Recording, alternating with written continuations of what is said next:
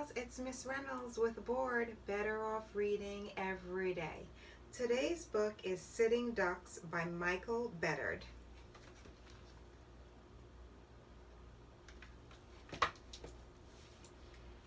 Day after day, a steady supply of ducks rolled off the assembly line at the colossal duck factory. Alligators pushed buttons and pulled levers that kept the machines humming, while conveyor belts moved the ducks through the factory. Finally, the ducks were loaded onto trucks for their journey to the city. Rarely did anything go wrong.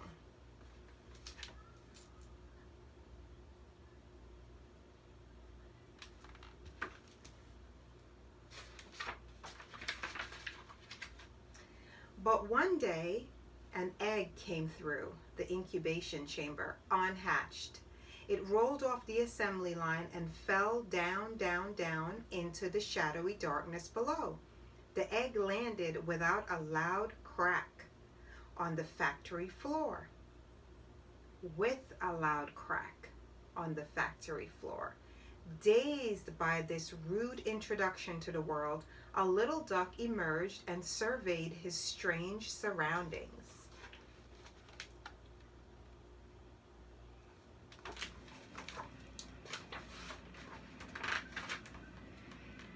He wandered through the forest of machinery, awed by its size and dazzled by its beauty.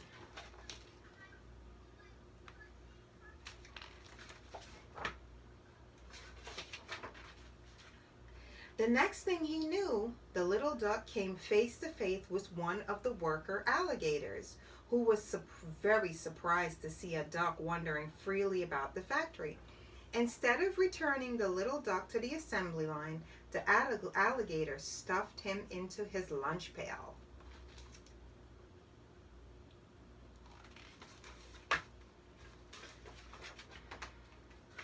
And left the factory.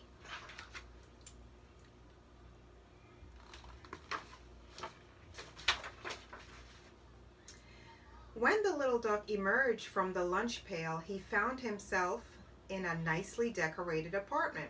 The alligator acted friendly, but all the while he was thinking what a delicious meal the duck would make when properly fattened.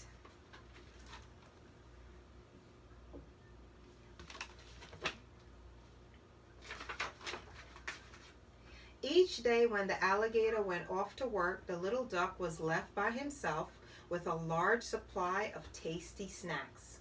The days were long and lonely.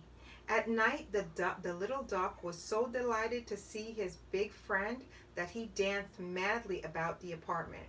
At first, the alligator was bewildered by this weird welcome, but soon he joined in the crazy dance.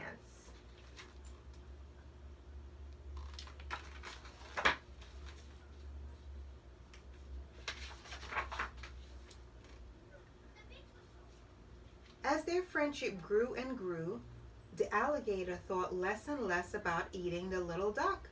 They even tried going out together, but it proved to be very awkward.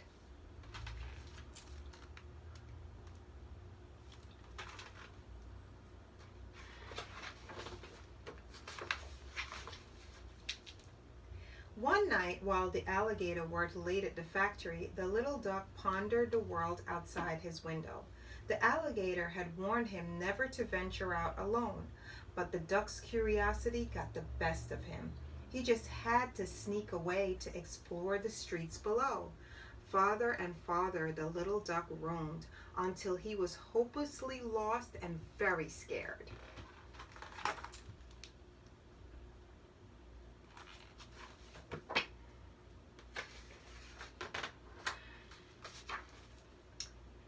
Rounding a corner, the little duck came upon a brightly lit diner. His heart leapt when he saw another duck inside. He rushed in and hopped up onto the stool. "Boy, am I glad to see you," said the little duck breathlessly. "Do you have anything good to eat?" "Oh, yes," said the waiter duck.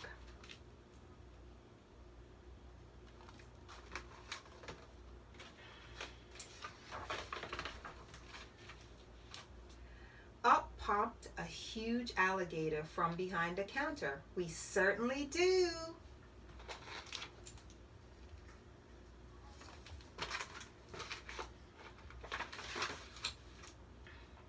The little duck surely would have ended up in a stew if his alligator friend had not arrived just in time to rescue him.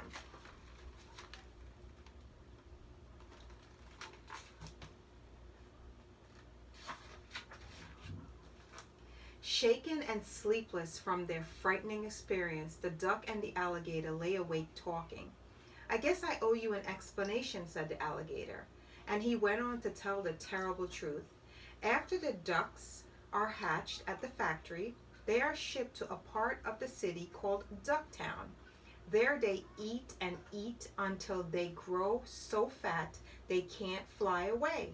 Eventually, I'm afraid, they end up as the main course in our favorite restaurants. "Ducks can fly?" asked the little duck. The alligator nodded. The duck was quiet for a while. Then he asked, "Will you take me to Ducktown? I have a plan."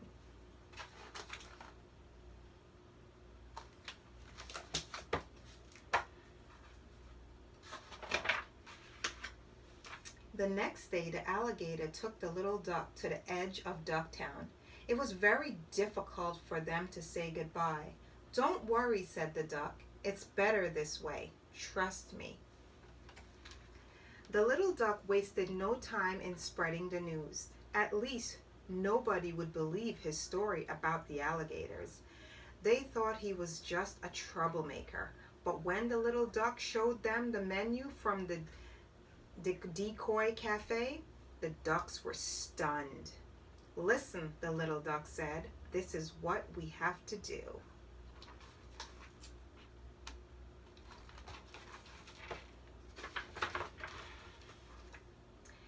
He told the ducks that if they exercised vigorously, they would lose weight and become strong. Then they would be able to fly south, where they would be free and safe from the alligators.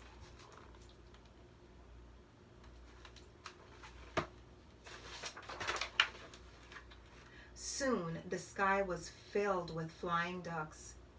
After some practice, they were ready to fly south, just as ducks are supposed to do. When the alligator looked up and saw their delicious ducks flying away, they were very angry, all except for one alligator, who was very sad.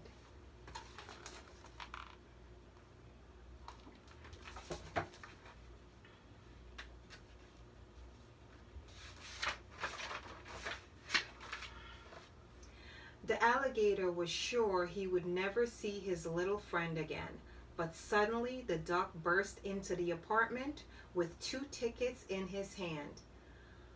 "I couldn't leave without you." So together they flew south.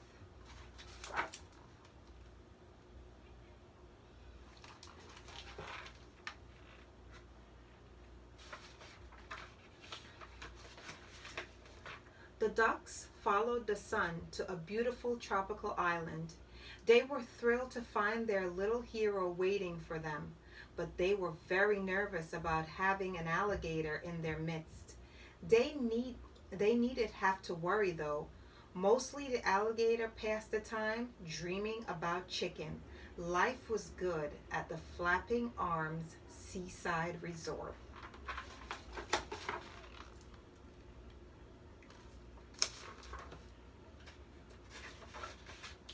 The end, boys and girls, of Sitting Ducks by Michael B.O.R.E.D.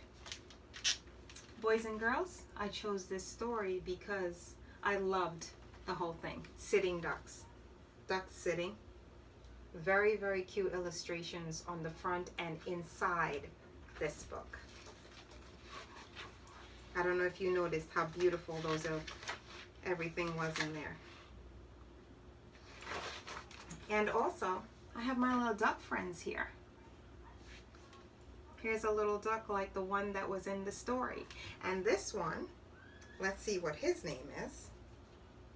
His name is Quackers, and he was born on April 19th, 1994. And it says, there is a duck by the name of Quackers. Every night he eats crackers. He swims in the lake that's clear and blue, but he'll come to the store to be with you. Quackers. So, boys and girls, this is also my other duck here. And you've seen these ones before. This is one of my pillow pets. Just wanted to share these two guys with you. Pretty cute, right?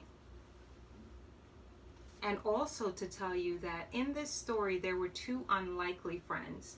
Sometimes in life, you meet somebody and you cannot believe how lucky you are to have met this person. They may be somebody that you were not expecting that you would fall in love with or be friends with. And that's just the big surprise. You have to give everybody a chance because you never know how they're going to fit into your life. See how the alligator and the duck became friends even though one was supposed to be a meal for the other? They became the best of friends and they ended up spending the rest of their lives together because they couldn't be without each other. So, it is Miss Reynolds with B.O.R.E.D, Better Off Reading Every Day. And I hope that you're doing something today that brings you joy and you're spending time with someone that brings you joy, kind of like the duck and the alligator. It was my joy to bring this story to you. Bye, boys and girls. Sitting ducks. That's a good one. These ducks are sitting too.